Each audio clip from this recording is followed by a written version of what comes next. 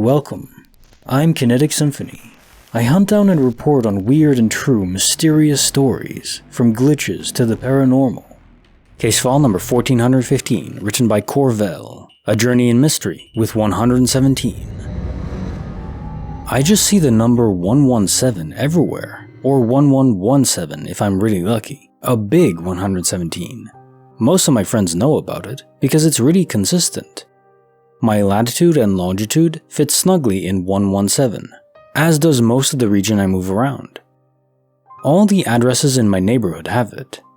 I'll feel a moment of self-doubt, and a car will drive past with 1 on its license plate. I'll look at a TV screen for the game my friends are all watching, right as the players 11 and 17 walk past each other, forming the number. My friend thought it was weird, and I pointed out her debit security code on the back of the card was 117. Random, meaningless crap like that. I started counting them this year. I haven't run the numbers yet, but this month so far I'm in the 50s, and most months seem to hover around 7 or 80 sightings total. I assume it's because I've trained myself to see it, but how would that have started? Some of my other friends point them out too now, but nowhere near the same frequency. Plus it's a prime number, with no mathematical significance or pattern I can think of. And 3 digits to boot, if not 4. It seems unlikely to me.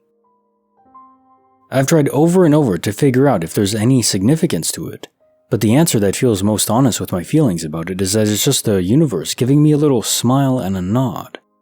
No warnings or guidance, just a little, hey, keep it up. Case notes for the file 1415. A Journey in Mystery with 117. Could it be the universe, God, a guardian angel, a bored developer of the simulation, etc., attempting to communicate a simple message to you? I wouldn't rule it out, but what would 117 signify? Out of curiosity, I looked up what the numbers would correspond to in letters on those old school phones, and it appears to be nothing coherent. 1 usually doesn't represent anything, or it's just like pound symbols, stuff like that, grammatical syntax. So if it does mean something, it may be very specific to your own life, something you never quite processed. It also could just be random letters that are just coincidentally popping up in your life, or you're just noticing them more than if you're not fixed on the number. That does happen to some people. Case file number 1416, written by Arthur Samson, The Walmart Quantum Resonance Chronicles. My friend Axel and I were on our way to our local Wally World, and I had a choice of 2 different vehicles for use at the time. A late 80s Volvo station wagon and a 95 full-size Chevy pickup. The Volvo had manual window cranks, the truck had power windows. While sitting at a light, my friend Axel rolled down the passenger window in my truck using a manual hand crank, which I didn't know at the time. I only noted his slightly odd behavior and body motions while rolling the window down, as well as the irregular movements of the window as it went down, as if someone was using a manual crank to roll down a power window. Anyway, we did our 2 a.m. shopping trip, back when Walmart locations were open 24/7. Got back out to the parking lot, and we couldn't find the car. Both of us had remembered driving the car up to the store, and he relayed the story back and forth about how he had rolled the window down, and I told him I had remembered that, until 10 minutes later, we found the truck on the opposite side of the parking lot. Wait, we took the car, right?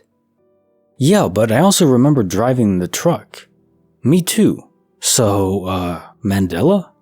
Crap, looks like it. And then the conversation moved on to the making of the Kool-Aid we had just bought, among other mundane topics.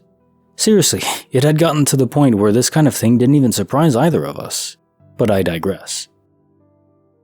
Memories from multiple timelines coalescing into a single narrative is very confusing during your initial encounter, but you do get used to it over time.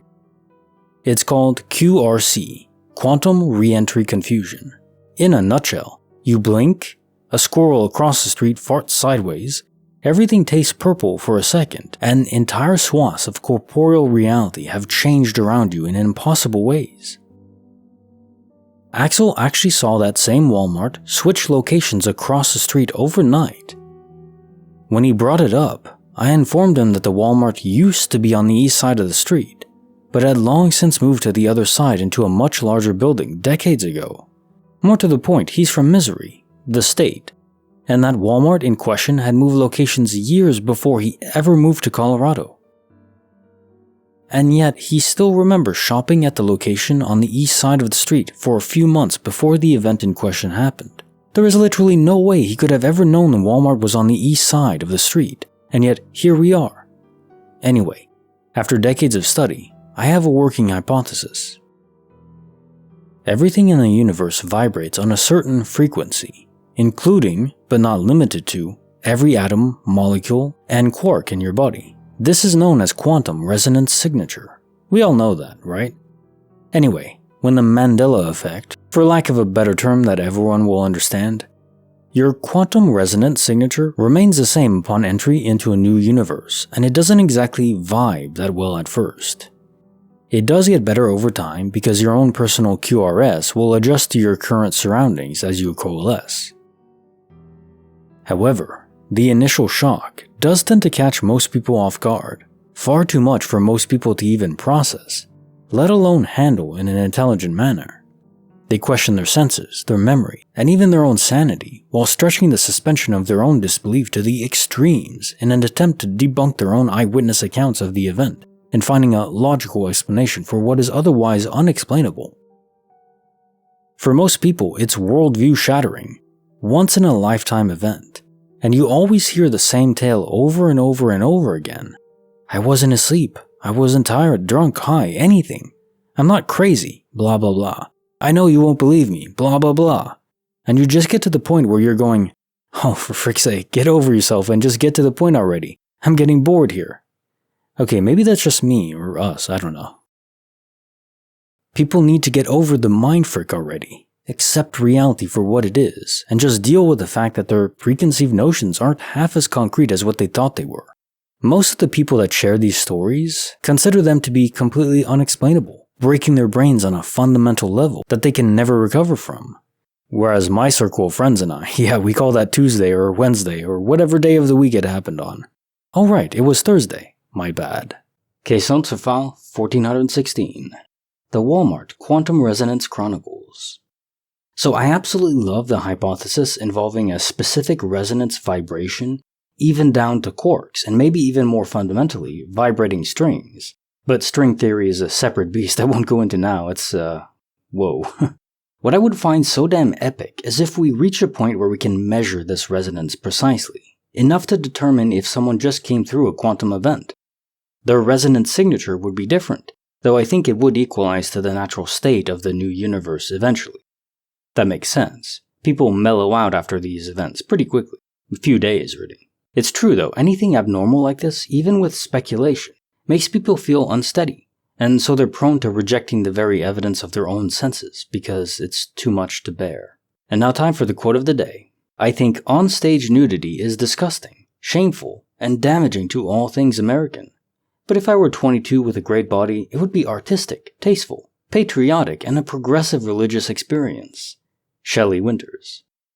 I like to think about people who paint nude people. They just go into a room, there's a guy that's in good shape or a girl, and they just paint them, or draw them.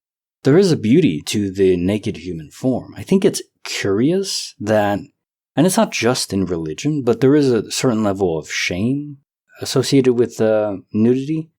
I mean, we see that everywhere. There's a difference between nudity and sex. Obviously, depicting sex is it's more intimate. I think it should be more intimate. But nudity itself, I don't think is necessarily disgusting or shameful. It's an interesting spot where we are in society. In fact, sometimes nudity is portrayed as even worse than like gory violence, which is very strange, isn't it? I think it's a bit odd. Like the video, subscribe, hit the bell. Kinetic Symphony signing off.